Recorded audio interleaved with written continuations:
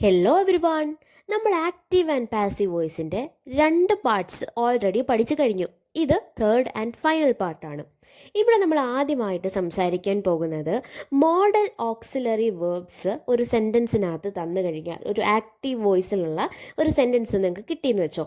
ആ സെൻറ്റൻസിനകത്ത് modal auxiliary verb like will, would, shall, should, can, could ഈ കാര്യങ്ങളിൽ എന്തെങ്കിലുമൊക്കെ ഉണ്ടെങ്കിലും എങ്ങനെയാണ് നമ്മളത് പാസീവിലേക്ക് കൺവേർട്ട് ചെയ്യുന്നത് എന്നുള്ള റൂൾ വെച്ചിട്ടാണ് നമ്മളിത് നോക്കാൻ പോകുന്നത്. അപ്പം തന്നിട്ടുള്ള സെൻറ്റൻസ് നോക്കിയേ. Shreya can Singh beautiful songs. അപ്പോൾ കണ്ടില്ലേ, അവിടെ ക്യാൻ എന്ന് പറയുന്ന ഒരു മോഡൽ ഓക്സിലറി വേർബ് കിടപ്പുണ്ട്. ഇത്തരത്തിലുള്ള മോഡൽ ഓക്സിലറി വേർബ്സ് കാണുവാണെങ്കിൽ ഓൾവേസ് മനസ്സിൽ വെച്ചോണം, ആ മോഡൽ അതേപോലെ എഴുതിയിട്ട് അതിൻ്റെ കൂട്ടത്തിൽ ഒരു ബീയും കൂടെ ചേർത്താൽ മതി. ക്യാൻ ആണെങ്കിൽ ക്യാൻ ബി പ്ലസ് നമ്മൾ യൂഷ്വലി ചെയ്യുന്ന പോലെ വേർബിൻ്റെ V3 ഫോം. ഇപ്പം വില്ലാണ് കിട്ടുന്നതെങ്കിൽ will be plus V3 form. ഷാലാണെങ്കിൽ shall be plus V3 form. അങ്ങനെ അങ്ങ് യൂസ് ചെയ്താൽ മതി. ബാക്കിയെല്ലാം നമ്മൾ ഓൾറെഡി ചെയ്തു വന്നിരിക്കുന്ന അതേ റൂള് വെച്ച് തന്നെ എഴുതിയാൽ മതി. അപ്പം Shreya can Singh beautiful songs, അവിടെ ശ്രേയയ്ക്കാണ് ഇമ്പോർട്ടൻസ് കൊടുത്തിരിക്കുന്നത്. ശ്രേയയ്ക്ക് ബ്യൂട്ടിഫുൾ സോങ്സ് പാടാനായിട്ട് കഴിയും എന്ന് പറയുമ്പം നമ്മളതിനെ ഇപ്പം ഈ തന്നിട്ടുള്ള സെൻറ്റൻസിനകത്ത് സബ്ജക്റ്റ് ആയിട്ടുള്ള ശ്രേയയ്ക്കാണ് ഇമ്പോർട്ടൻസ് കൊടുക്കുന്നതെങ്കിൽ നമ്മൾ ആ ആക്റ്റീവിനെ പാസീവിലേക്ക് മാറ്റുമ്പോൾ ഒബ്ജക്റ്റ് ആയിട്ടുള്ള ബ്യൂട്ടിഫുൾ സോങ്സിന് ഇമ്പോർട്ടൻസ് കൊടുക്കേണ്ടിയിരിക്കുന്നു. അപ്പോൾ ആദ്യമേ അതെടുത്ത് എഴുതുക, ബ്യൂട്ടിഫുൾ സോങ്സ്. ഇനി വരുന്നത് ഏതാ? നമ്മളുടെ മോഡൽ ഓക്സിലറി വേർബ് ഏതാ? ക്യാൻ. ക്യാൻ കഴിഞ്ഞാൽ നമ്മൾ യൂസ് ചെയ്യേണ്ടത് ബി, ക്യാൻ ബി. ഇനി സിങ്ങിൻ്റെ V3 form which is sung. ഇനി എന്താ എഴുതേണ്ടത്? ഇനി ആ സബ്ജക്റ്റ് ഏതെന്ന് വെച്ചാൽ ബൈ ശ്രേയ എന്നുള്ള അതെടുത്തങ്ങ് എഴുതിയാൽ മതി. അപ്പോൾ ഇങ്ങനെയാണ് മോഡൽ ഓക്സിലറി വേർബ് വരുമ്പം ചെയ്യേണ്ടത്. മോഡൽ ഓക്സിലറി വേർബ് എടുത്ത് എഴുതുക, അതിൻ്റെ കൂട്ടത്തിൽ ഒരു ബീയും കൂടെ ചേർക്കുക. ബാക്കിയെല്ലാം യൂഷ്വലി നമ്മൾ ചെയ്യുന്നത് പോലെ തന്നെ. ഇനി കുറച്ച് എക്സാമ്പിൾസ് നോക്കിയേ.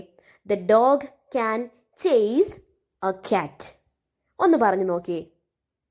ഇനി ഇവിടെ ഏതിനാണ് ഇമ്പോർട്ടൻസ് കൊടുക്കേണ്ടത്? ഓൾറെഡി നമുക്ക് ഡോഗ് എന്ന് പറയുന്ന സബ്ജക്റ്റിനാണ് ഇമ്പോർട്ടൻസ് കൊടുത്തിരിക്കുന്നത്. ഇനി ഇമ്പോർട്ടൻസ് കൊടുക്കേണ്ടത് ഒബ്ജക്റ്റിനാണ്, which is a cat. A cat can be chased by the dog. അത്രയല്ലേ ഉള്ളൂ. ഇനി ബാക്കി എക്സാമ്പിൾസ് ഒന്നും കൂടെ നോക്കിയേ. She will speak the truth. The truth will be spoken by her. അപ്പോൾ ഇങ്ങനെയാണ് ആക്റ്റീവ് സെൻറ്റൻസ് കിട്ടിക്കഴിഞ്ഞാൽ അതിനകത്ത് മോഡൽ ഓക്സിലറി വേർബ് ഉണ്ടെങ്കിൽ അതിനെ പാസീവ് ആക്കി മാറ്റുന്നത്. ബാക്കി എക്സാമ്പിൾസ് നിങ്ങൾ തന്നെ ഒന്ന് ചേഞ്ച് ചെയ്ത് നോക്കിയേ. ഇനി ഫൈനൽ റൂൾ എന്താണെന്ന് വെച്ചാൽ ഹാവ്, ഹാസ്, ഹാഡ്.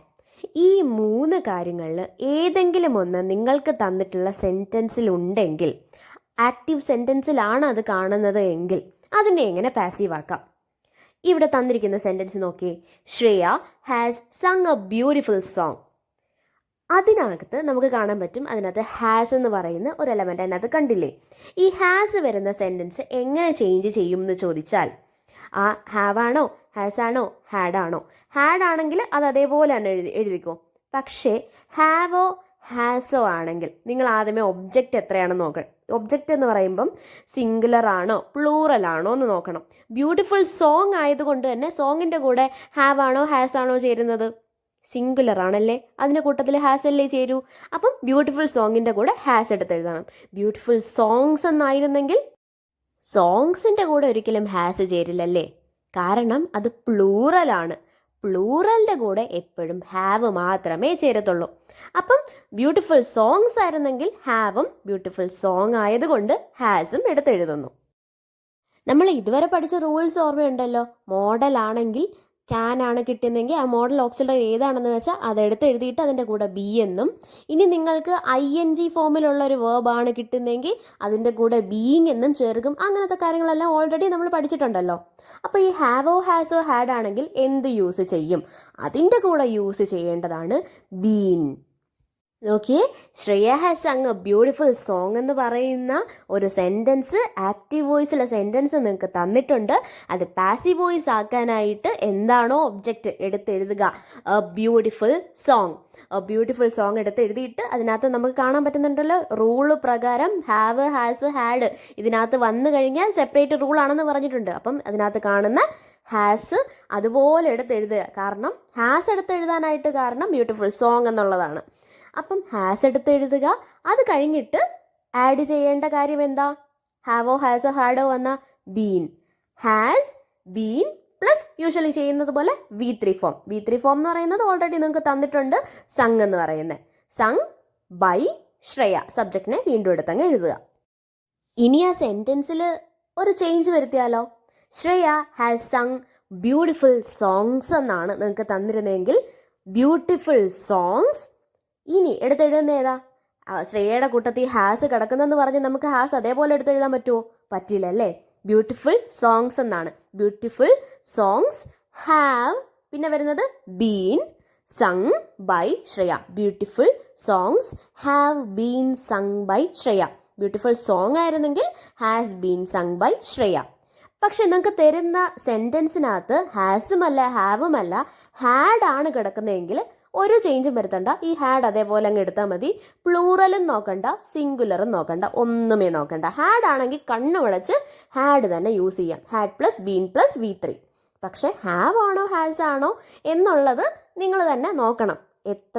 ഏതാണ്, പ്ലൂറലാണോ സിംഗുലർ ആണോ നോക്കിയതിന് ശേഷം മാത്രം എടുത്തെഴുതുക. ബീൻ പ്ലസ് V3 എന്ന് പറയുന്നത് ആണ് നമുക്കിവിടെ പഠിക്കാനുള്ള ഒരു റൂൾ എന്ന് പറയുന്നത്. ഇത് റിലേറ്റഡ് കുറച്ച് എക്സസൈസും കൂടെ ചെയ്ത് കഴിയുമ്പോഴത്തേക്കും നമുക്ക് നല്ലൊരു ഐഡിയ കിട്ടും. The dog has chased a cat. A ക്യാറ്റിനാണ് ഇനി ഇമ്പോർട്ടൻസ് കൊടുക്കേണ്ടത്. എ ക്യാറ്റ് എന്ന് വരുമ്പം ഹാസ് വരുമോ ഹാവ് വരുമോ? ക്യാറ്റ് എന്നല്ലേ, ഒരു ക്യാറ്റ് അല്ലേ ഉള്ളൂ ഇവിടെ. ഒരു ക്യാറ്റിൻ്റെ കൂടെ always use has. A cat has. ഇനി ഹാസ് വന്നു കഴിഞ്ഞാൽ ഏതാണ് യൂസ് ചെയ്യേണ്ടത്? Been. A cat has been chased by the dog. അത്രേ ഉള്ളൂ. ഇനി വരുന്നത് she has spoken the truth. ആലോചിച്ച് നോക്കിയേ, ഏതിനെയാണ് ഇനി ഇമ്പോർട്ടൻസ് കൊടുത്ത് എടുത്തെഴുതേണ്ടത്? ദ ട്രൂത്ത് അല്ലേ? ദ ട്രൂത്ത് ഹാവ് ആണോ ഹാസ് ആണോ? യെസ്, ഹാസ് അല്ലേ? The truth has been spoken by her. ഇനി വരുന്ന നോക്കിയേ, അടുത്ത സെൻറ്റൻസ് ഇതിനകത്ത് ബെൽസ് ആണല്ലേ. നിങ്ങൾ തന്നെ പറ, ബെൽസ് എന്ന് പറയുന്നത് സിംഗുലർ ആണോ പ്ലൂറൽ ആണോ? പ്ലൂറൽ അല്ലേ. സിംഗുലറിൻ്റെ കൂടെ ആണെങ്കിൽ ഹാസ് ഉപയോഗിക്കുമെങ്കിൽ പ്ലൂറലിൻ്റെ കൂടെ ഹാവ് ആണ്. The bells have been rung by the peon. മനസ്സിലായോ? നിങ്ങൾക്ക് ഒബ്ജക്റ്റ് ആയിട്ട് മാറ്റേണ്ടത് എത്രയുണ്ടെന്ന് നോക്കുക. അതിൻ്റെ കൂടെ ഹാവ് ആണോ ഹാസ് ആണോ ചേരേണ്ടത് എന്ന് നോക്കുക. എന്നിട്ട് അതെടുത്തങ്ങ് എഴുതിയാൽ മതി. അല്ലാതെ കണ്ണടച്ചെഴുതണമെങ്കിൽ അവിടെ ഹാഡ് ആണെങ്കിൽ മാത്രമേ, ഒന്നും നോക്കണ്ട, എത്ര എണ്ണം ഉണ്ടെന്നൊന്നും നോക്കണ്ട. ഹാഡ് കിട്ടിക്കഴിഞ്ഞാൽ ഹാഡ് തന്നെ എഴുതിക്കോ. പക്ഷേ ഹാവോ ഹാസോ ആണ് കിട്ടുന്നതെങ്കിൽ ഓൾവേസ് നിങ്ങളുടെ മൈൻഡിൽ കാണണം ഒബ്ജക്റ്റിൻ്റെ നമ്പർ അനുസരിച്ചേ നിങ്ങൾ എഴുതാവൂ. അപ്പോൾ ഇത്രയേ ഉള്ളൂ. ബാക്കി എക്സാമ്പിൾസൊക്കെ നോക്കി വരുമ്പോഴത്തേക്കും നിങ്ങൾക്ക് നല്ലൊരു ഐഡിയ കിട്ടും ഇതെങ്ങനെയാണ് ചെയ്യേണ്ടതെന്ന്. ഒരേ സെൻറ്റൻസസ് തന്നെയാണ് എല്ലാ റൂൾസിലും ഉപയോഗിച്ചിരിക്കുന്നത്. അതുകൊണ്ട് നിങ്ങൾക്ക് കുറച്ചും കൂടെ ഒരു ഐഡിയ കിട്ടും. താങ്ക്